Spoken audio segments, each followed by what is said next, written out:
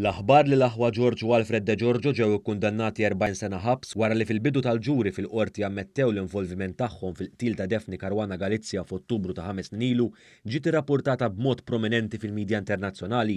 Fost oħrajn is-sit awtorevoli politiku rrapporta kif l-aħwa De Giorgio f'mossa drammatika bidlu s-sottomissjoni tagħhom.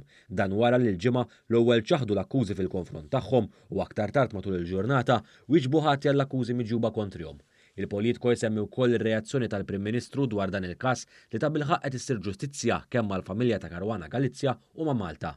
Is-sit internazzjonali Euronews bħas-sit awtorevoli politiku semma wkoll ir-reazzjoni tal-Prim Ministru Roberta Bela e kif fuq Twitter qal dan kien pass importanti lejn il-ġustizzja lejn il-familja ta' Daphne Caruana Galizia. Issemma wkoll li brabta ma' dan il-qtil issa hemm 3 persuni li ħadu l-ħaq dwar dan il-każ waqt li 3 oħra qed jistennew li jgħaddu ġuri. Il-Euronews irrapporta wkoll il-Prim Ministru qal li jibqa' kommess li ssir ġustizzja lejn il-familja u lejn Malta.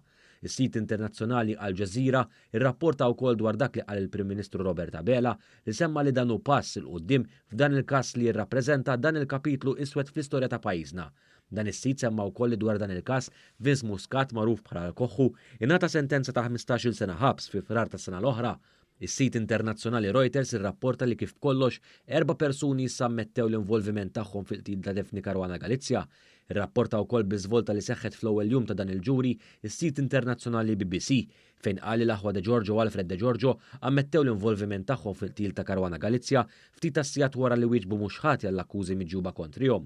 Il-BBC rrapporta wkoll is-sena l-oħra żewġ irġiel oħra ġew mixlija li fornew il-bomba waqt li Vince Muscat ingħata sentenza ta' 15-il sena priġunerija wara li ammetta bl-involviment tiegħu f'dan il-qtil. Is-sit tal-aħbarijiet Brittanniku jsemmi wkoll il-negozjant Jürgen Fenech jinsab akkużat li ordna li jsir dan il-qtil f'Ottubru ta' 5 snin ilu. Il-BBC nota wkoll li dan l-iżvilupp ġie milquh mill-Prim Ministru Roberta Bela.